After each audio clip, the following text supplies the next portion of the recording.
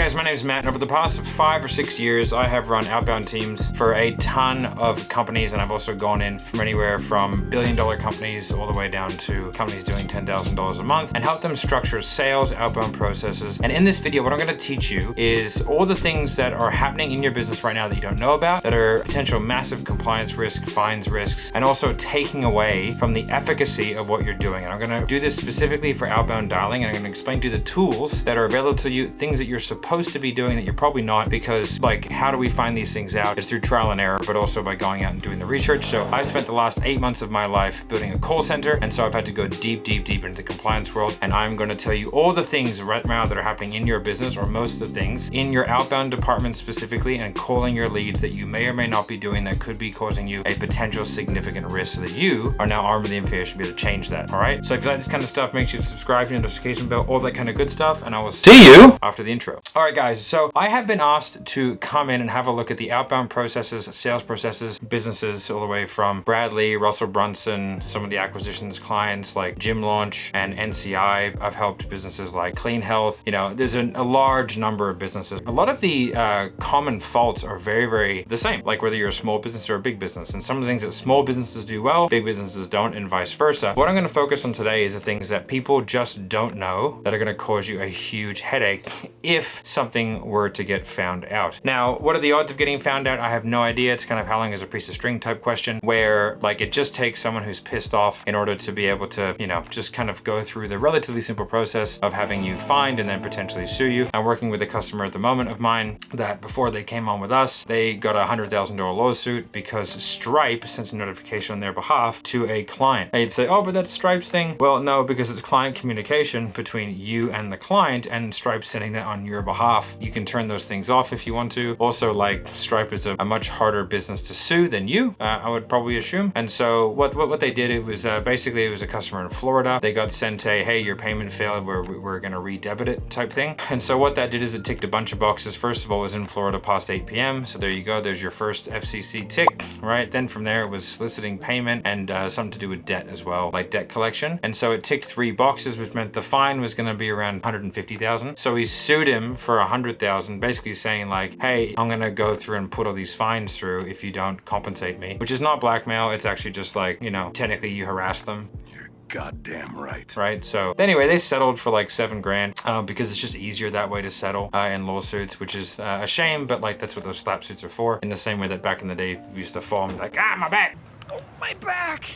Right? And they're like, I'll settle out of court right now if you give me $100 type stuff, right? So this is happening in today's world, and it's something we need to be aware of. And in the digital age, and what we're all dealing with is like, you can't hide. If somebody wants to, they can ruin your business through just opting into your funnels. That's all they have to do. And then go through a series of things where maybe you haven't ticked every box and you haven't quite understood the wording of what you're supposed to be doing, and you don't have processes in place. They could get your business easily fined in the 7 figures. It would not be difficult for me to go through almost any business and find 7 figures worth of fines within an hour or 2. So what I'm gonna do is explain to you some of the things that you can now do in order to mitigate that, whether you're a sales guy doing it for yourself, or you're a business owner, or no matter what, these are things that you should be aware of. So the first thing is DNC. So DNC is the do not call list, okay? The DNC is, it's readily available, and everyone who's calling their leads is supposed to be registered for the API. Now, I'm gonna talk in American terms. A lot of the rules are very similar in Australia, so I'm just gonna go over like American. And again, you know, what I say is gobbledygook, I'm an idiot, don't listen to me. What? This is not like compliance or legal advice. This is just me talking shit, okay? But basically the DNC, the do not call list, is a registry, a national registry that you can go onto where telemarketers can't call you, or are not supposed to call you. Now how that works is it works through an API to where you register your phone number there. And then from there, like we're supposed to, as telemarketers, like do a scrub of our leads that come in or our databases to make sure we don't call people on the do not call list. Now Matt, they opted in and asked me to call. Yes, fantastic. Now, if you are TCPA compliant and in some states GDPR compliant, which means that you have all the boxes ticked with the right wording, then yes, you can call those leads. Now there are limits to how much you can call them, okay? But also that TCPA, that ability for you to call them, it lies with the prospect, not with you. So they can at any stage revoke their status of I want to be called. They can say that through, please don't call me again. You could probably argue that ignoring your calls is probably a way to do it. It would depend on the court case. You know, it's very much at the behest of the prospect, because what we're trying to do here, what the telcos are also trying to do is limit harassment. And people do harass people on, like, that is a thing. Like, you know, I've been involved in businesses that'll call people 10 times in a day. Like, that's not okay. You can't do that. It is harassing people, right? And so the do not call list is a national registry. You have the API. If you're doing opt-in leads, okay, then it's free, or I think it's like $22 a year or something like that now. Like that, but you have access to the API. It is recommended that you scrub your old leads, okay? Because that TCPA, it doesn't really like last forever, right? You know what I mean? If they send an email or a text or tell somebody and you don't have the proper procedures in place, you're better off just kind of scrubbing leads when they get to a certain age. And you have to be seen to be doing that, because if you do get fined, they're gonna ask for your procedures around the DNC, right? Now in my system, we do that for you as a part of it, right? So if people come onto our dialer, okay, which is dialer.io, it's all being, the website's being built, but right now it's SDR call center, then we do that as part of it, right? And then if you're doing cold calling, then really you have to pay about, I think it's $22,000 a year to have access to that DNC, because if you're cold calling, you must DNC scrub. It is a requirement. You also have to register with the FTC that you are cold calling people, which you are allowed to do, okay? I'm not saying that these things aren't allowed to be done, but there are rules and regulations. Like, you're allowed to drive, but you can't drive like an idiot, right? It's the same sort of thing, okay? The next thing, okay, is the call reassignment registry. Now, what is that? No, I've never heard of this. Okay, so you know when like you have a phone number and then like you change phone numbers? Well, if you've opted into something in the past and it's under like Devin's name and Devin no longer has that phone and you call them, you're not calling Devin anymore. So now you're doing an unsolicited B2C cold call, which is not allowed, right? And if that person's on the DNC list, now you're triple fucking yourself, okay? Because you're doing an unsolicited B2C cold call to a person who's on the do not call list. That's probably $50,000 worth of fines, even up to like getting close to 7 figures if they really want to double down, triple down on you and make an example out of you, okay? The call reassignment registry is available to everybody. It is a national registry. You are supposed to be doing it, but the mere fact that you are calling leads, it is implied that you have this process in place in your business. So I would ask you, do you have this in place? If you don't, there's a tremendous amount of risk and liability that you're taking, right? Like you can use systems like Aircall and Close, and they're relatively cheap, but they don't do any of this stuff for you, which is fine, right? Or you can use Alloy or whatever, but like it's a tremendous risk because it's one fine a year. For example, like on my system, I don't want to flog my shit too much in this video, but like one fine a year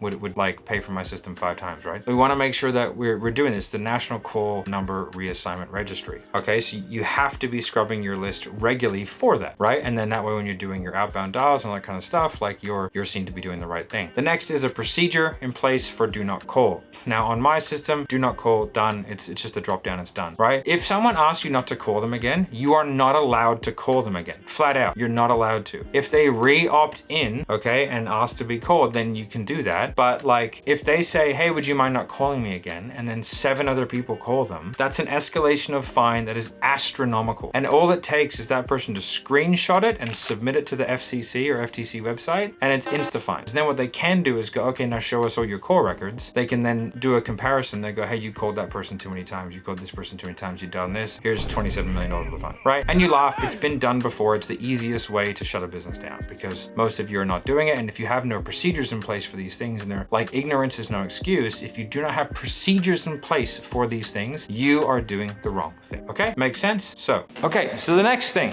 okay, that we're supposed to be doing is that, and that could potentially cause fines, is we have to have limiters, right, on the call cadences, okay? Every state is a little bit different, but you cannot just be calling the living bejesus out of people constantly and expect to not get in trouble. There are limits. Most of them are 7 times in 7 days, or 3 times in a day is the absolute maximum. Okay, so if you're calling people 10 times in a day, I don't care how much they've asked, like if they've opted into 37 different funnels, you can't do that. And a text message is considered an attempt, right? So text and voicemail and dials are all in the same realm. So if you sort of dial someone 5 times, text them twice and leave 3 voicemails, like, you know what I mean? And those voicemails are say separate, so 2 more dials. So you've got 7 attempts plus the text, you know, like 9 attempts. Anything over the 3, okay, is gonna be a $10,000 fine per attempt, right? So, and again, you are allowed to contact and call your leads. And you know, the rules are a little bit bit different when you're like doing a booked call, right? That's a bit different, although there still are communication limits. Like you can't send someone 7 reminders in a day. You're not allowed to do that, right? Because they're not a customer. So it still falls under the TCPA rules, which I suggest that you have a look at and sort of get to know each other, right? Again, if your system doesn't allow for these things, then you have to make sure you build it in and that there's an accountability measure and metric and way to audit it. If you can't audit it, then you don't know what's going on, then ignorance will not be allowed. Whereas if you have procedures in place, if you ever do get looked at, they're gonna say, show me your procedures and what you do. If you're doing mitigation, but it's like there's human error involved, they're actually gonna be pretty cool with that. If you're doing nothing, that's on you and you're gonna get hosed. Right? Because like you should, as a professional, as someone in business, you should know the limitations and boundaries of the things that you're doing so that you don't break the rules, right? I think that's a fair enough assumption, right? If you don't know what a speed limit is, you shouldn't be allowed to drive. That's a fair concept, right? The next thing is understanding the state-by-state regulation, okay? Every single month, the states release the individual days of where telemarketing is not allowed, right? Certain states allow telemarketing on public holidays, certain states don't. Like you have to understand that, and you should have someone in your organization that is actively out there looking for things and then putting mitigation factors in place. Like for example, every month I go through and look at all the states, right? And then I go, okay, September 12th, you can't call Utah. So in the dialer, in our system, we take out Utah. No calling Utah that day. Now, if they've done a book call, that's fine. If they're a client, it's different. Clients don't fall under TCPA, right? They're a little bit different. There's still rules and regulations around it, but if they're an actual paying client, like it's a little bit different, but there's still regulation. So like if you're just outbounding a lead magnet or whatever, and it's in Utah, it's a no call day, they just take a screenshot of every single attempt, submit it, boom, done, good to go. That's a problem for you, right? So you have to be aware of that. We also have to be aware of the state limitations based on time. Like Florida, for example, is 8 p.m. Most other states are 9 p.m., but it kind of fluctuates and rotates. So you have to have something in place to where you're not calling people outside of those times, because you cannot call and solicit anything that you're selling outside of those times. You can't call people at 10 p.m. You can't do it. If you do, it's illegal, right? It's considered harassment, and the whole business can be sort of shut down and massively fined due to these things. So your system or something should limit that. So if you've got people calling EST and then MST and then PST,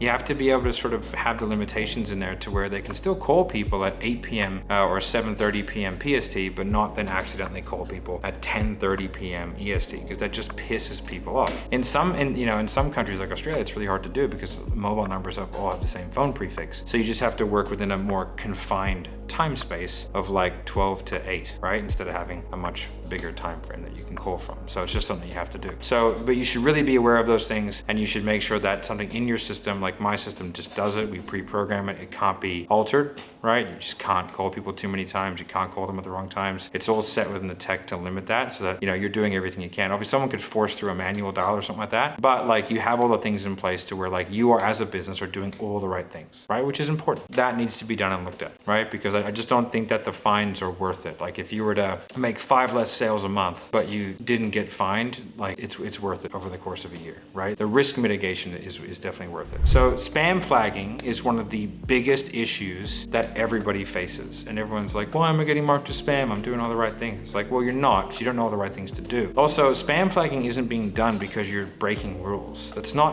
what it is. Like you can call 1 billion times a day on a phone number as long as it's the right amount of dials, the right amount of clients, stuff like that. It's just that like that will be perceived by the algorithm as being a potential bad actor. Now put yourself in the position of the telco. So you've been charged with putting like this person's phone number on your network, they're paying you, and all of a sudden you start getting 30,000 calls a day. I actually had it happen recently. I got a second phone number, and that number was obviously on some sort of like spam list or whatever. And the moment I turned it on, it was a call every 40 seconds. Every 40 seconds I got a phone call. I turned it off, called them, was like, hey man, what's going on? They reassigned the number, it's fixed. But like that's a problem, and Australia has very huge problems at the moment with that issue, because like the telcos here are a bit behind, right? Which is causing all kinds of issues for people doing outbound dialing. So you're charged with, that person, it's gonna be your ass on the line if they get 1,000 spam calls a day. So what they do is they hire companies, independent companies like Orion and TNS, and these companies are charged with figuring out what to look for to prevent those bad actors. Now, unfortunately, you look exactly like a bad actor. No, You're calling leads, you're doing high volume, you're not warming phone numbers up, which means that you just get a new phone number and smash it to death the moment you get it, right? I know you've done it. Probably don't have limiter in place. So you're calling people 5 or 6 times a day, right? Guilty. You're probably calling people on weekends. You're not allowed. Probably calling people after things, but also you're just doing a very high volume of outbound. Now, even if you were in all the restrictions there, you're still doing a really high volume of dialing from probably a relatively small amount of numbers. So who else does that? Scam call centers do that, right? That's why scam call centers would never set up on my system. It's too transparent, right? Like you can see everything, they can see everything. That's why we get such good numbers with high pickup rates and high contact rates and all that kind of stuff, right? And why we're allowed to do certain things because like it's too expensive to set up because call centers set up on crappy systems and they burn them down constantly, right? Because as they get busted. So you look like a bad actor. So they're just going, hey, listen, to them, it's just not worth it. Like they don't care about you and why should they, right? So to them, it's not worth having your numbers go through because the likelihood statistically of you being a scam caller is very high because of the behavior of how you're dialing. Even if you were within all the rules, it looks odd, right? Because there are thresholds they have to put in because they have to do it through software. They can't do it any other way. So what they do is they have thresholds like 50 to say, I'm just gonna say numbers. I know the numbers, but it's like $100 a day per number. If it goes over $100 a day per number, that's no longer gonna look like a standard phone number. Like me using my personal phone to even call leads or to call my parents or to call my friends and family. It looks very different. It looks like I am just dialing on an auto dialer nonstop. Okay, so they're gonna go, that looks dodgy. I don't see that registered with any business in particular because you can go through a registration for that. It's lengthy, it costs some money, and not all businesses are gonna pass it. I mean, you also have to then transparently go to the FTC and tell them exactly what you're doing, right? But once you do that, hunky-dory, right? We do it for a lot of our clients so that we don't have to have 700 phone numbers in constant rotation, right? So once you do that, it's like you're just marked as spam. Now what happens, the reason why spam flagging, how it works and the reason why a lot of people get frustrated by it is because like you start up a new number and it's like, yay, we fixed the problem, guys. We got a new dialer and it has 20% pickup rates. And then 6 weeks later, it's back down to shit. It's like, yes, guys, yes, of course. So the first thing that happens is as soon as you hit certain thresholds, they're gonna spam flag. The first one to spam flag is always gonna be AT&T. So AT&T is like half the country. So you're gonna go from 20% to 10% pickup rates almost immediately, right? The next thing you're gonna lose like Sprint, Verizon, T-Mobile, then you're gonna go down to like 5% pickup rates, then it's gonna be a trajectory all the way down to 1, right? Because then you only have the carriers that are like nobody's on, right? And you don't want those people anyway. Then what happens if you continue to just blast through that, you get what's called an FTC flag. The telcos and those like analytics companies like TNS and Orion, they alert the FTC saying like, hey, business X has 47 numbers that are just fucking toxic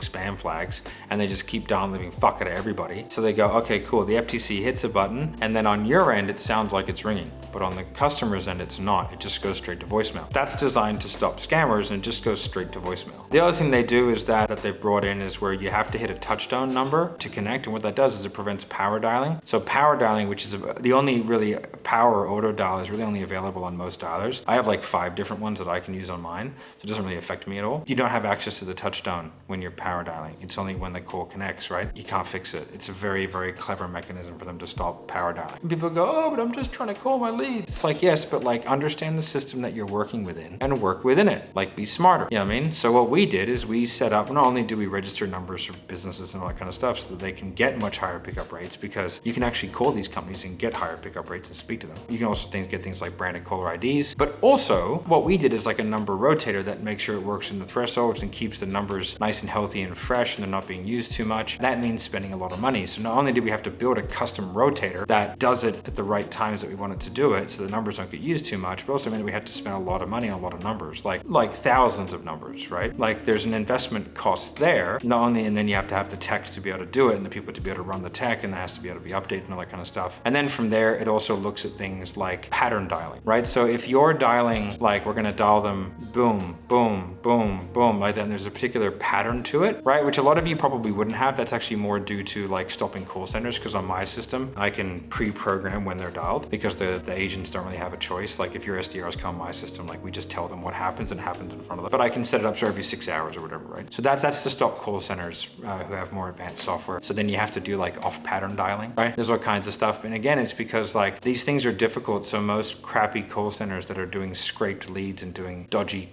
cold calling are not going to get through to people, which is a good thing, I think, right? You know, it's really important that you have an understanding as to the limitations and what you're working within, and have your mitigation measures in place. It's because like spam flagging is a huge issue. Like I'm working with a business at the moment, and like their pickup rates are so low, they're like in less than 1%, that they have 30 in-house SDRs. They hired 3 of our guys, and our 3 guys talk to more people than what their 30 do every day. So we're actually building out a system for them so that they can have access to that. They'll probably only need 20 SDRs from there on in. Because again, if your contact rates are high, you actually need less leads, less staff, and you can have a much higher ROI just from the simple fact that you're going to talk to an awful lot more people, which is the main reason why I built this. Over the last, 6 or 7 years, whatever it's been, since like 2019, I've been doing outbound. I've been doing outbound myself for about 12 years before that, just using my phone calling leads.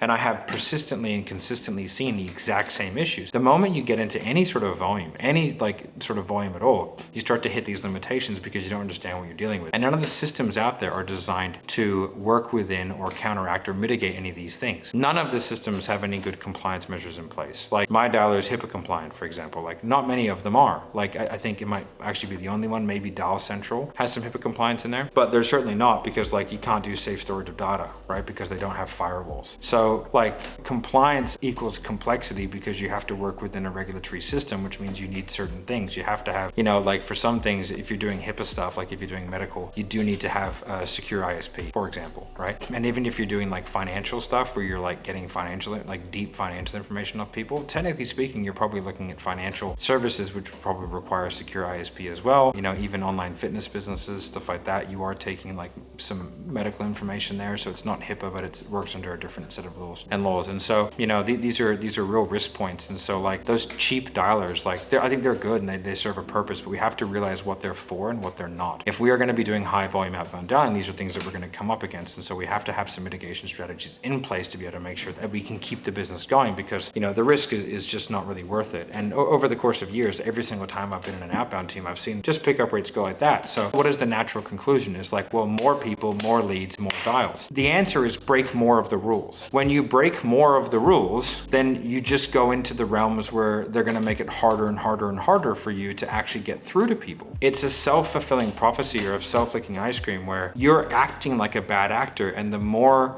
rules you break, the more rules you have to break to get the outcome that you're looking for, the more of a bad actor you are, you know what I mean? And so the higher likelihood you have of going into a bit of a death spiral or a fine spiral, where like it's just going to end up, shutting the business down. There was an Australian business that got $2 billion worth of fines because they accidentally called everyone on the do not call list instead of calling no one on the do not call list, right? And it was $2 billion that ASIC, which is like our version of the SEC, fined them, right? Now they shut the company down, and they didn't have to obviously pay it because like they couldn't, but they had to liquidate the whole company, which is a real problem, right? Because like it was an honest mistake. But hey, they still did it, 200,000 calls, or 2 million dials at $10,000 a pop. I think it was a 2 billion. Yeah. But yeah, so like there it is. So, you have to be able to understand the constraints that you're working with. And if you are doing high volume outbound dialing, you have to understand that you are allowed to do it within certain constraints, and you have to play ball, and you can't just go rogue and do whatever the fuck you want because you're like, hey, they're my leads and I'm gonna make some fucking money, bro. Like, it's stupid. You are putting your entire existence at risk because like you can't be bothered looking at some regulation. You just think the odds of you getting done are low, and which they probably are, until that one person wants to fuck you over. And all they have to do is go through and go, ooh, the wording on your funnel is wrong. I'll opt in. Someone will call me. I'll go, hey, would you mind not calling me again? Very softly and sweetly, right? And then from there, you get called 10 more times. Screenshot, screenshot, screenshot, screenshot, submit, fuck you, your business is now bankrupt. It's a very easy thing to do. On that note, I'll see you in the next one.